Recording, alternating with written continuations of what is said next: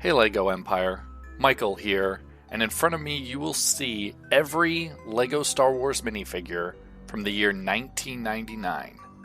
Now I've seen multiple different videos on every LEGO Luke or every LEGO of a certain set, Star Wars Rebels or Empire Strikes Back, but I've never seen a set or anyone talk about every single minifigure in chronological order for a specific year. So I figured I'd be the first to start it off.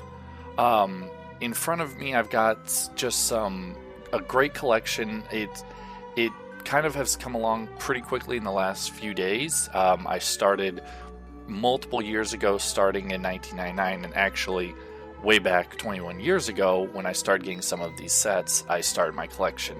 But I've pretty much in 2019 I decided it's the 20th anniversary. I really want to work towards collecting every minifigure from the very first year, and I want to work on getting every minifigure for the 20th anniversary year, so for 2020 or 2019.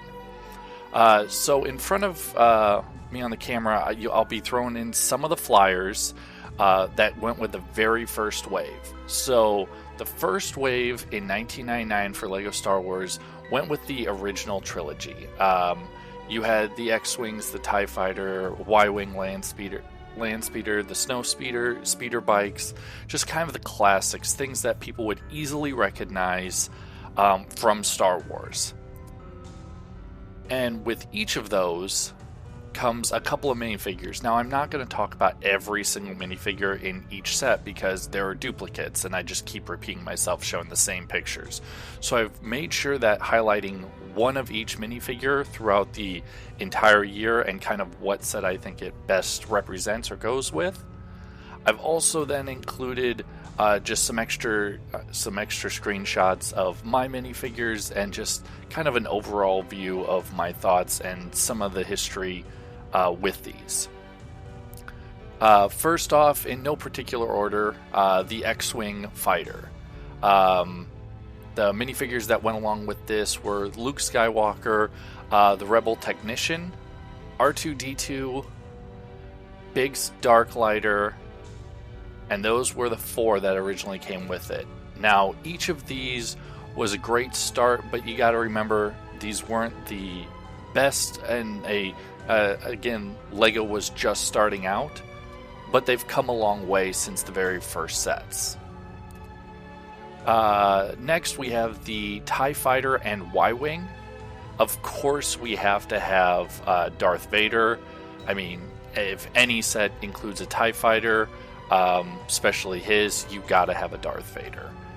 You have R5-D4, pretty much an exact duplicate of R2-D2, just red instead. And then you have pretty much Dutch Vander, which is a Rebel Y-Wing pilot to go along with it. Next, of course, we have the Great Land Speeder, of course the Tatooine setup, Obi-Wan Kenobi, and Luke. In classic outfits, so pretty standard for what you're going to see. But in 1999, this of course was the old Obi-Wan Kenobi, whereas later on down the year you'll get to the new Obi-Wan Kenobi. Next, we jump into Empire Strikes Back. The Snow Speeder, again, multiple Lukes came out this year, so of course with a Snow Speeder we have to have Luke with his pilot's gear. X-Wing or Snow Speeder gear, same thing. They all use orange jumpsuits. Then, along with him, we have his co-pilot, Dak. And then, of course, if we're looking at anything from Hoth, we have to have a Hoth Rebel. One of the minifigs that they keep continuing to make tons of in multiple variants. Someday I might look into doing just the Hoth Rebel minifigures and see how many of the exact same pattern LEGO just changed a head-on or a helmet to make it a different minifigure. And finally, to round out the trilogy, we have Endor, the speeder bike chase. Again, another Luke, but now Endor clothing, and then a scout trooper, because of course you can't have a speeder bike without a scout trooper riding one. This kind of completed the playset and made everything really nice. Then, pretty much a couple months later, Lego quickly released a few more sets. This kind of changed throughout the years, and eventually we got into kind of quarterly or throughout the year releases. But this being their first wave, they had to coincide the rest of the sets, which were all based around the Phantom Menace. So that launched in May, and this was actually, I had most of these sets. I actually didn't have many of the original Star Wars sets, even though that's one of my more favorite genre trilogy groupings.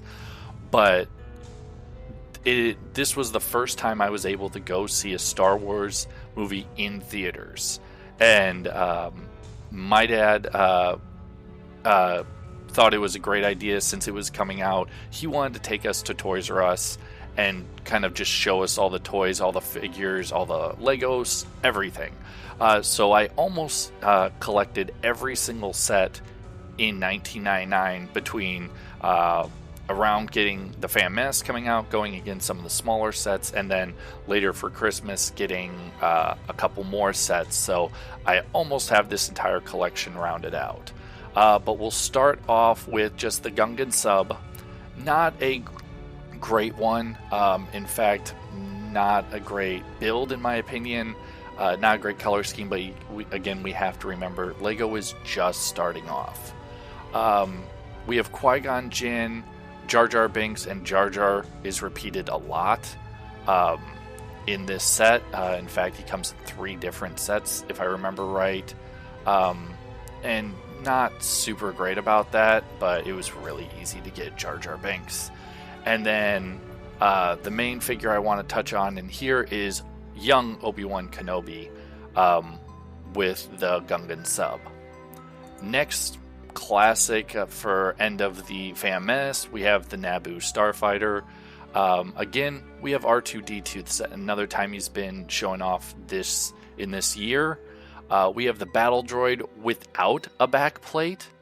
And yes, they literally produced 2 different battle droids in tan, and all they said the difference was one had a back plate and one did not. So that does technically count as a new figure, but a very light distinction. And then we have Anakin Skywalker with a brown aviator cap in comparison to his gray one that you see in the pod racers. Next, we got the Sith Infiltrator, and the only minifigure that came along with that was Darth Maul. While he was in another set, again, this is the most important figure since it was the only figure. The lightsaber duel was a nice little set, a nice little cheap set, so very easy. Just came with the 2 minifigures, but again, had almost the identical. It's the same Darth Maul. From the Sith Infiltrator, pretty much same thing. He's still riding on his chair, and then you have Qui-Gon Jinn in that set.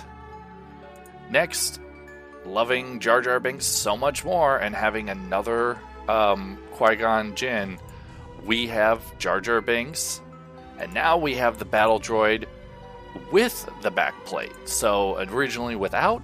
Now it's with. So all they did is use the same minifigure, added a 1x2 plate, and there we go. It counts as something else. So again, Lego was just starting off, so we don't need to expect them to do very much. Anakin's Pod Racer is next, and of course a very crucial a great part in the Phantom Menace, the pod race scene. So of course this was highly sought after both pod race sets actually were, but of course the other one was way more expensive than this one, so a lot of people just picked up the cheaper one. In this set we have the Anakin's pit droid, Padme, and Anakin again now with light gray aviator cap, but Padme just nice and simple design, nothing too much, and then Anakin again exactly the same as before, they just changed one piece of the helmet. Alright, now this was the set that a lot of people were hoping for. A lot of people were wanting it for like Christmas presents, birthday presents, and it came with a pretty hefty price tag. This set, the Mos Espa Pod Race, came with 10 minifigures in total technically. You had Sebulba, you had Sebulba's pit droid, Gizgano, Gizgano's pit droid, Anakin, and Anakin's pit droid, R2-D2, Qui-Gon Jinn, Padme, and Jar Jar Binks. And so this was a great set, but again, they pretty much just said like, hey, multiple of these characters came in all the cheap sets, so you can kind of just pick them all up in the one big set for a heftier price tag and get a great pod race set with 3 pod racers. So that was a really, really good setup, good deal overall, and definitely for us minifig collectors, it was definitely a great thing. The pit droids, not so much. I mean, literally very little distinction between the 3. Pretty much Sebulba's is the most brown, Gizgano's is the most white, and Anakin's is just a mix in between the 2 of them. So not, again, very much difference between them. And again, we're looking at Jar Jar Binks, one of the most reprinted characters, and Lego was probably, and like everyone was probably hoping Jar Jar Binks was going to be a bigger name. And again, he was before the movie. Fan things were going about him a lot, but it turned out that Jar Jar Binks was just kind of a flop. So very overprinted Lego minifigure. However, still one great thing with it. It is the first time Lego changed a head design. So again, they were put some effort into him. It just kind of didn't turn out the way anyone wanted. So guys, I hope you enjoyed this collection of Lego minifigs. Here again, the entire collection for the very first year Star Wars Lego was released, 1999.